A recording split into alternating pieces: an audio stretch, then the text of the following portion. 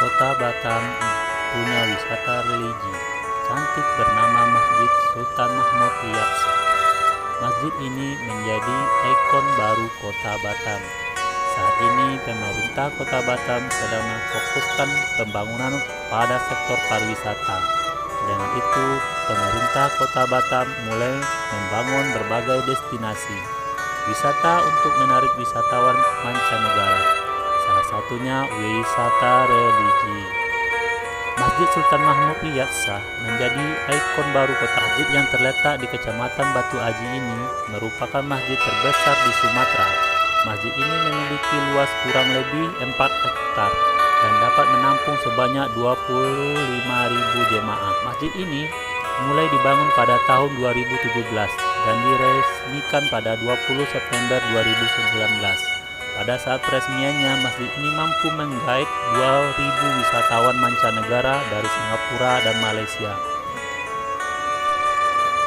Masjid dengan nuansa Melayu dan Arab ini menarik perhatian wisatawan karena dilengkapi dengan payung membran yang mirip seperti Masjid Nabawi. Terdapat 8 payung membran setinggi 17 meter di luar ruangan utama masjid.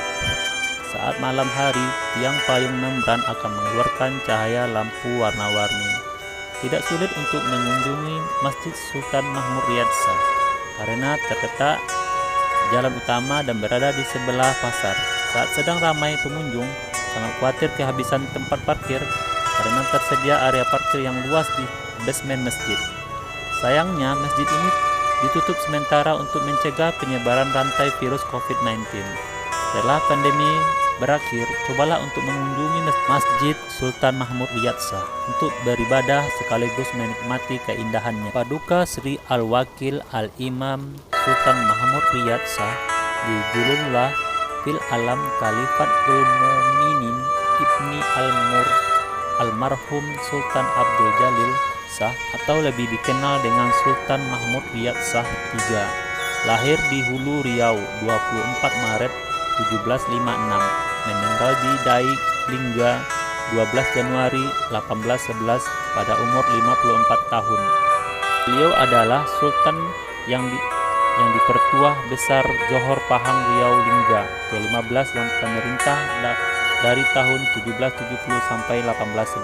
Selama masa kekuasaannya, Mahmud Shah III selaku Sultan didampingi oleh 4 orang yang dipertuan muda, yakni secara berturut-turut: Daeng Kamboja 1745-1777, Raja Haji Fisabilillah 1777 sampai 1784, Raja Ali 1784 sampai 1805, dan yang Raja Jafar 1805 sampai 1803. Mahmud Shah III naik tahta pada usia sekitar 14 tahun menggantikan kakaknya Ahmad Riyad Shah tahun 1752 sampai 1770. Naik tahta pada bulan Februari 1761 saat berusia 9 tahun. Pelantikan Mahmud Shah III sebagai sultan digambarkan dalam Tuhfat al-Nafis dengan suasana yang sangat meriah. Ia digendong menuju kursi kebesarannya, Kesultanan Johor Pahang Riau Lingga, oleh seorang Bugis yang bernama Toku. Pada saat pelantikan itu, pihak Bugis dan Melayu sepakat untuk mengakui Mahmud Shah III sebagai Raja Johor Riau Lingga yang harus disegani. Pada awal masa pemerintahannya, jabatan yang dipertuan muda dipegang oleh kepala suku Bugis yang kuat, Daeng Kamboja, menjabat 1745 sampai 1777. Baru pada tahun 1777 jabatannya digantikan oleh Raja Haji Fisabilillah. Pada bulan Agustus 1784, tentara Belanda mulai menyerang pusat pemerintahan Johor di Hulu Riau. Kemudian pada Oktober 1784, kapal Utrecht dan 6 buah kapal perang yang dipimpin oleh Laksamana Jacob, Peter dan Bram datang menyerang Riau. Pertempuran meletus antara Johor dan Belanda di Hulu Riau yang berakhir dengan kemenangan Belanda atas Johor. Yang tua muda Raja Ali dan pengganti Raja Haji Fisabilillah yang syahid di Teluk Ketapang kemudian meninggalkan Pulau Bintan ke Sukadana.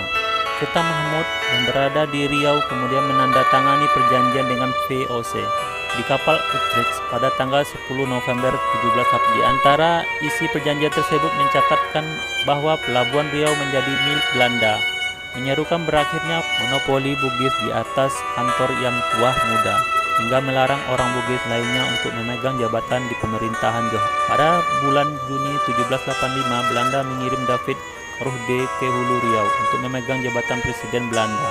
Kehadiran Belanda di Riau Lingga tersebut tidak disenangi oleh Sultan Mahmud.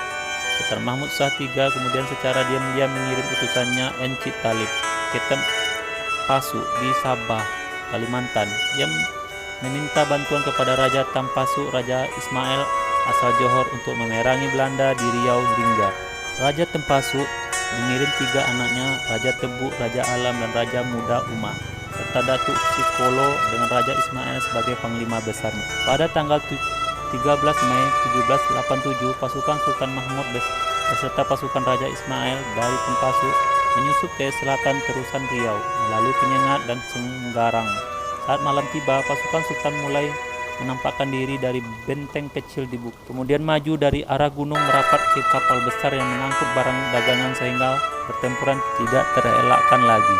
Mereka menggempur dan menghabisi satu garnison Belanda di Hulu Riau. Bantuan ini berhasil mengalahkan Belanda dari Riau Lingga pada bulan Mei 1787.